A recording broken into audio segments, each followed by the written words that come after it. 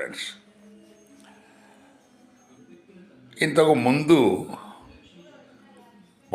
ఈ ప్రేక్షకులందరికీ తెలిసిన విషయమే.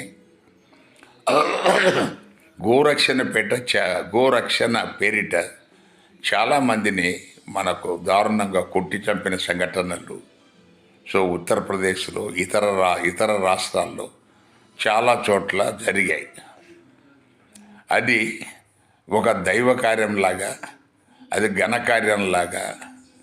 మనకు ఈవెన్ ఇళ్ళల్లో చొరబడి వాళ్ళు పలానా గోమాంసం వండుతున్నారు అని చెప్పేసి చంపిన కేసులు కూడా ఉన్నాయి.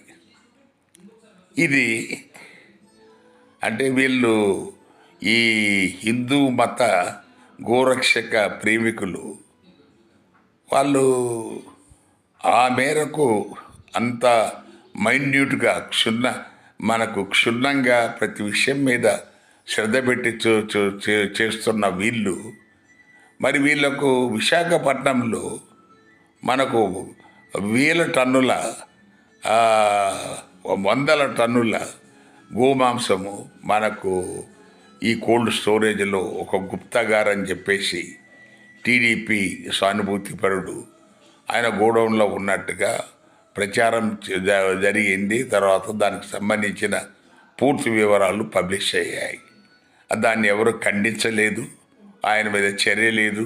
గోరక్షకులు ఆయన మీద ఎలాంటి దాడి చేయలేదు. తర్వాత ఎలాంటి దాని గురించిన ఎవరు వాళ్ళ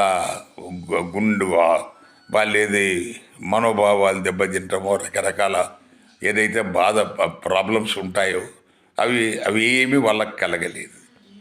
అలాగే యూపీలో కూడా ఇంకో బీజేపీ నాయకుడు ఆయన గోడౌన్లో, ఇన్ఫ్యాక్ట్ యూపీలో గోమాంసము ఈ ప్రపంచ దేశాలకు సప్లై చేసేది ఎక్కువగా ఉత్తరప్రదేశ్ నుంచి 14,000 కోట్ల రూపాయల గోమాంసం మనకు బీఫ్ మనకు సరఫరా అవుతుంది. మరి వాళ్ళ మీద మీరు ఎందుకు చర్యలు తీసుకోరు? మనం ఘనంగా మన ఈ యోగి గారు వాటన్నిటిని ఎందుకు మూసేయరు? అది ముస్లింలు మెయింటైన్ చేస్తే ఎప్పుడో చంపేసేవాళ్ళు. మరి మీరు ఎందుకు హిందువులు చేస్తున్నారు? మీ పార్టీ వాళ్ళు ఈ మరి వాళ్ళ మీద ఎందుకు చర్యలు తీసుకోరో అనేది ప్రజలు ప్రశ్నిస్తున్నారు. Thank you.